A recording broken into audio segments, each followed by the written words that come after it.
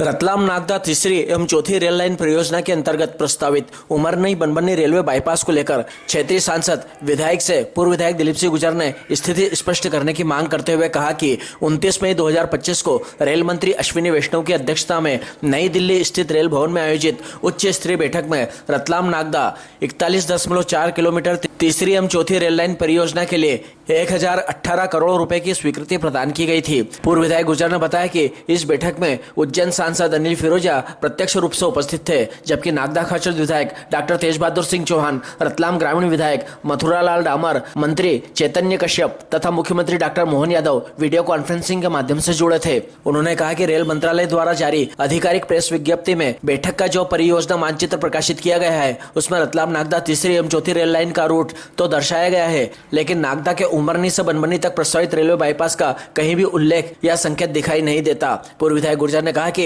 इसी कारण क्षेत्र के किसानों और नागरिकों के मन में स्वाभाविक रूप से यह प्रश्न उठ रहा है कि क्या 29 मई 2025 की उच्च स्तरीय बैठक में उमरनी बनबनी रेलवे बाईपास पर कोई चर्चा, प्रस्तुतिकरण अथवा निर्णय हुआ था या नहीं। यदि इस विषय पर चर्चा हुई थी तो उसका उल्लेख रेल मंत्रालय की आधिकारिक प्रेस विज्ञप्ति और परियोजना के मानचित्र में क्यों नहीं है, और यदि चर्चा नहीं हुई थी तो बाद में यह बाईपास प्रस्ताव किस स्तर पर, किसके निर्देश पर तथा किन तकनीकी आधारों पर तैयार किया गया। पूर्व विधायक गुर्जर ने उज्जैन सांसद अनिल फिरोजिया एवं विधायक डॉक्टर तेज बहादुर सिंह चौहान से आग्रह किया है कि वे क्षेत्र की जनता को स्पष्ट रूप से बताएं कि 29 मई 2025 के रेल मंत्रालय की बैठक में उमरनी बनबनी बाईपास पर कोई निर्णय या चर्चा हुई थी अथवा नहीं। यदि हुई थी तो उसके आधिकारिक दस्तावेज एवं अभिलेख सार्वजनिक किए जाएं, और यदि नहीं हुई थी तो वर्तमान प्रस्तावित बाईपास का आधार तथा उसे स्वीकृति देने की प्रक्रिया भी सार्वजनिक की जाए। पूर्व विधायक गुर्जर ने कहा कि रतलाम से उमरनी तक रेलवे लाइन के समानांतर ही रेलवे लाइन डल रही है, फिर उमरनी के पास बाईपास की आवश्यकता क्यों पड़ी, इसका भी कारण रेलवे को सार्वजनिक करना चाहिए।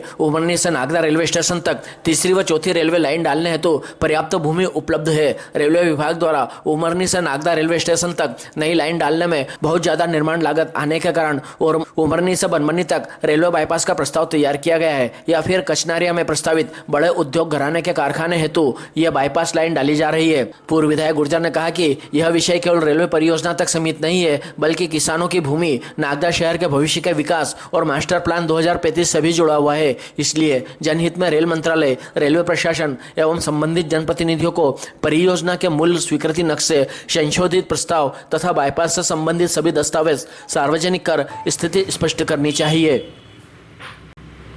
रेल मंत्रालय द्वारा रतलाम से नागदा तक तीसरी और चौथी लाइन डालने हेतु 1018 करोड़ रुपए की स्वीकृति 29 मई 2025 को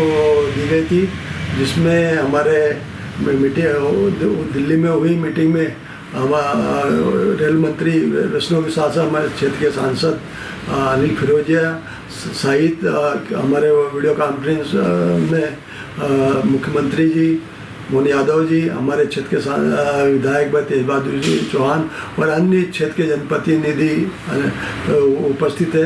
उनकी मौजूदगी में ये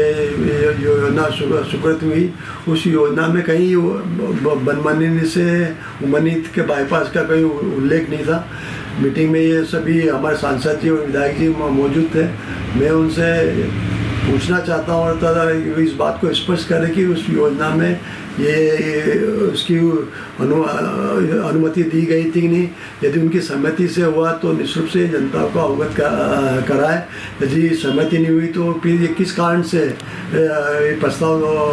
स्वीकृत हुआ है, किन तकनीकी कारणों से, इन सब की बातें आपको जनता के बीच में स्पष्ट रूप से रखना चाहिए।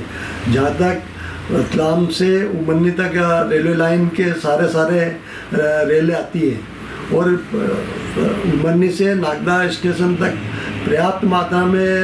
रेलवे की भूमि उपलब्ध है। और यदि आवश्यकता पड़ी थोड़ी बहुत भूमि, जिस प्रकार अन्य स्थानों पर थोड़ी बहुत रेलवे की पटरी सारी करी, वैसे रेलवे करके ये हमारे जो हमारे क्षेत्र के जो सबसे बड़ी विडम्बना है कि हमारे शहर के मध्य से जो रेलवे के नई प्रस्तावित किया उसको रोकने के लिए इसको आप करें यहाँ से। और नागदा से कोटा पुरानी रेलवे लाइन है, तो यदि वो बनबनने तक